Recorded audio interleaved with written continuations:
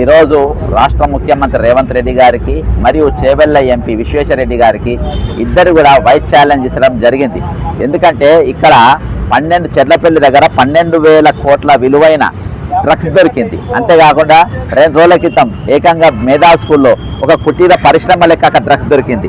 ఎక్కడికెళ్ళో వచ్చిన డ్రగ్స్ కోసమే ఆ రోజు విశ్వేశ్వరరెడ్డి గారు ఈ తెలంగాణ అమరవీరుల స్తూపం దగ్గరికి సోమవారం మధ్యాహ్నం 12 గంటలకు వైట్ ఛాలెంజ్ నేపథ్యంలో నేను అక్కడికి వస్తా. నేను ఈ వైట్ ఛాలెంజ్ను కేటీఆర్ గారికి విశ్వేశ్వరరెడ్డి గారికి విసురుతున్నా. మన ముగ్గురం కలిసి వెళ్ళి ఏ ప్రభుత్వ Osmania university Osmania hospital superintendent దగ్గరైనా సరే, లేకపోతే ఇంకే ప్రభుత్వ సూపరింటెండెంట్ దగ్గరైనా సరే మనం పోయి మన నమూనాలు ఇద్దాము. ఇది వైట్ ఛాలెంజ్ గిట్ట అందరూ ఒకరికొకరు ఇసురుకుంటే ఇది చాలా మంచిది. ఈ సమాజంలో డ్రగ్స్ మీద అవేర్నెస్ అవగాహన వస్తుంది. అండ్ ఇది తప్పక నేను రేపు ఇలా పాల్గొంటాను. రెడ్డి గారు మరి వీళ్ళిద్దరు ఇచ్చిన స్టేట్మెంట్ మీద ఆ రోజు వైట్ ఛాలెంజ్ జరిగింది. ఇక్కడ వైట్ ఛాలెంజ్ జరిగింది.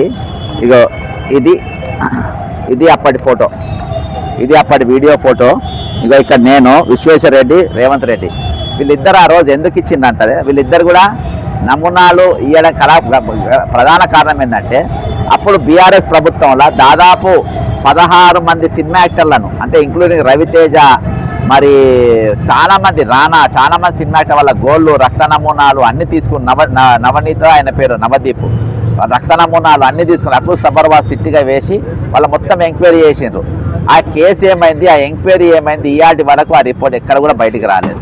కానీ అది కేటీఆర్ గారు అప్పుడు ఒక బఫూన్ అని నా మీద స్టేట్మెంట్ ఇచ్చిన, ముషిరాబాద్ పోలీసులకు కంప్లైంట్ ఇచ్చిన, దానిపైన వాళ్ళు ఏం చర్యలు తీసుకోలే. ఇది ఎక్కడ జడ్సన్ కేటీఆర్ మధ్య నడుస్తుందని, హైజాక్ చేయాలని, నా పేరు రావద్దని ఈ వైట్ ఛాలెంజ్ చేసి ఈ వైట్ ఛాలెంజ్ ఇచ్చినాక మరి ఇద్దరు సిపాయిలు ఇక్కడికి వెళ్ళి ఇక్కడ వీళ్ళిద్దరు ముఖాలు మాడిపోయి ఉంటారు. చూడండి, ఇద్దరు ముఖాలు కూడా మాడిపోయి ఉంటుంది. ఇది విశ్వేశ్వరరెడ్డి వీడి ఇక్కడ నేను మాట్లాడుతుంటే, ఎందుకంటే అక్కడ వీళ్ళ క్లాస్ బీకిన ఇక్కడికి వెళ్ళి ఎక్కడికి పోవాలి, కేటీఆర్ రాలే. మరి వీళ్ళిద్దరు రక్త నమూనాలు ఇవ్వాలి కదా, ఇవ్వలే. మరి రక్త నమూనాలు ఎవరిచ్చిండ్రు ఆ రోజు నేను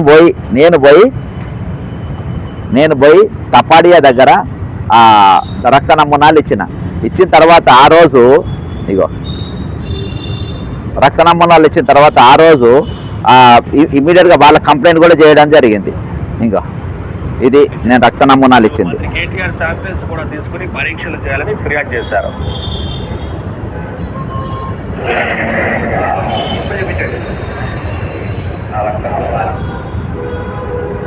ఇది నా కంప్లైంట్. కేసులో నిందితులైన సందీప్ రెడ్డి, కలహార్ రెడ్డితో పైలట్ రోహిత్ రెడ్డికి సంబంధాలు ఉన్నాయని ఈడీ అధికారులకు పక్క జడ్సన్ ఫిర్యాదు చేశారు.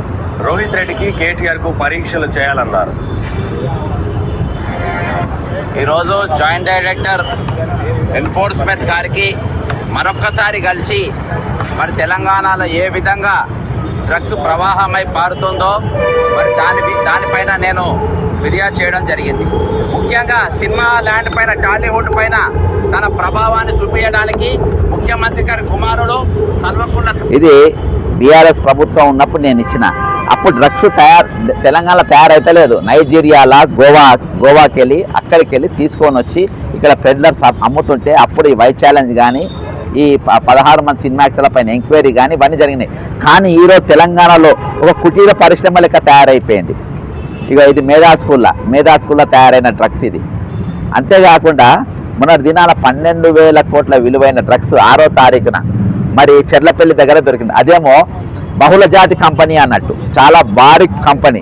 అంటే ఈ కంపెనీ ఇంత పెట్టుబడిలో రేవంత్ రెడ్డి గారు దావోస్కు పోయి నా ప్రసంగం విని, నా ప్రజెంటేషన్ విని ఈరోజు ప్రపంచ ప్రఖ్యాతి పొందిన పెద్ద కంపెనీలు 79,000 కోట్ల పెట్టుబడులు ఈరోజు తెలంగాణ తీసుకొచ్చినా అని చెప్పి ఎయిర్పోర్ట్కి వెళ్ళి పెద్ద ర్యాలీ తీసుకొని వచ్చిండు రేవంత్ రెడ్డి గారు. మరి నేను అంటున్నా, ఈరోజు ఆ ర్యాలీ తీసుకొచ్చి 70,009 కోట్ల కంపెనీ ఇదేనా? నువ్వు ముఖ్యమంత్రి అయిన తర్వాత ఈరోజు ఉత్పత్తి అవుతున్న కంపెనీ ఇదేనా? ఈ డ్రగ్స్ కంపెనీ కాకుండా ఏమవుతున్నది?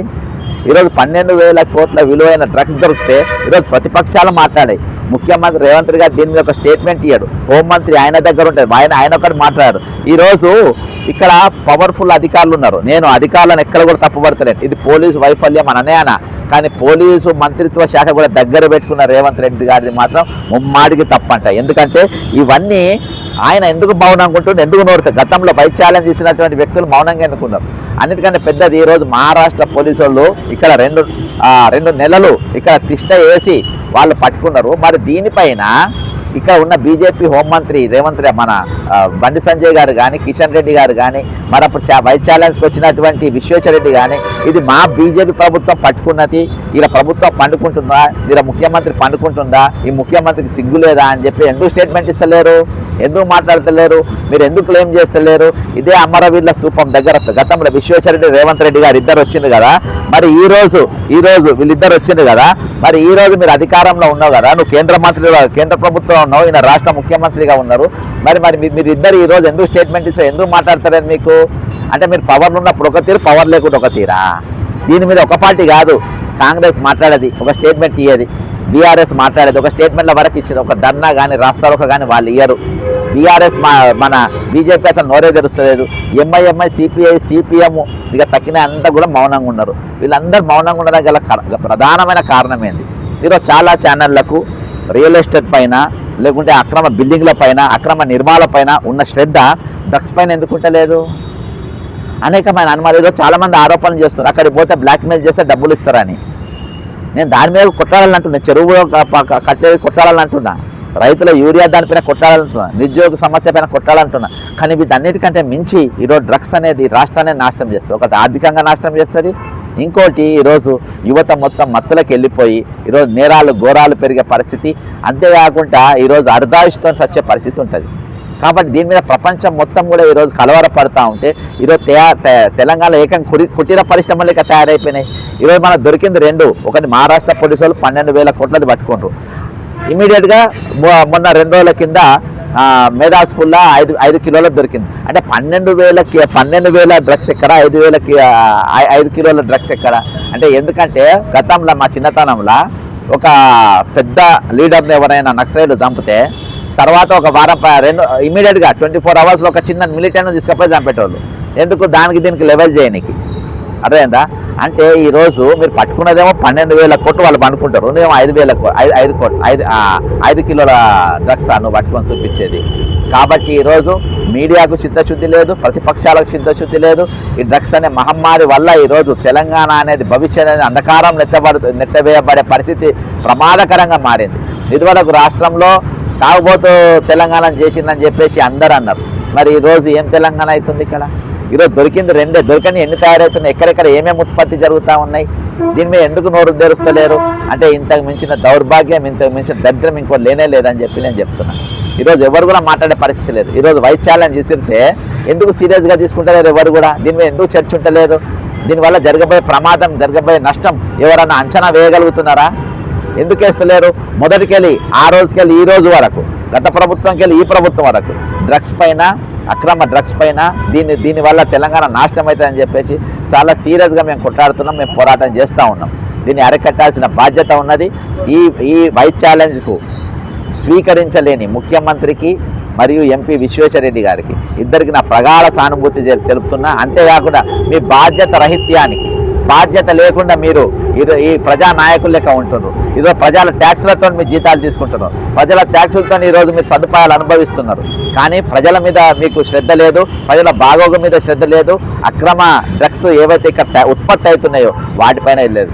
ఇటువంటి కర్మాగారాలను ఈరోజు పుట్టిస్తున్నటువంటి రేవంత్ రెడ్డి సర్కారు మీకు సిగ్గని మాత్రమే అనగలుగుతున్నా. మేధావులు కూడా మీరు నోరు తెరవకుండా ఉంటుంది, మీకు కూడా మేము సిగ్గని అంటున్నా. ఈరోజు మీడియా దీని మీద మౌనంగా ఉంటుంది, దీని మీద ఎక్కడ చర్చ కూడా చేస్తలేదు, మీకు సిగ్గు అంటున్నా. ఈరోజు సిగ్గు లేకుండా మీరు అందరు వ్యవహరిస్తున్నారు. కానీ బాధ్యత గల ప్రజాప్రతినిధులు మౌనంగా ఉండడం, ప్రతిపక్షాలు మౌనంగా ఉండడం, నిజంగా వీటన్నిటిని ఇండైరెక్ట్గా ప్రోత్సహించడం కాకుంటే ఇంకా ఏమంటారు దీన్ని? కానీ ఖచ్చితంగా మేము మాత్రం ఎవరు వచ్చినా రాకున్నా దీని మీద ఎటువంటి పోరాటం ఖచ్చితంగా పోరాడతాం. దీనికోసమే ఒక బంగారు తెలంగాణ కోసమే ఈరోజు 1,200 మంది విద్యార్థులు ఆత్మ బలిదానాలు ఇచ్చి ఉన్నారు. మరి దానికి కూడా మళ్ళీ రిపేర్ కూడా అవుతున్నాయి. అమరవీరుల స్తూపం రిపేర్ అవుతున్నాయి, కానీ ఇక్కడ బతుకున్న వాళ్ళ బుద్ధులు మాత్రం రిపేర్ అవుతలేవు, వాళ్ళ మంచి ఆలోచనలు వస్తలేవు.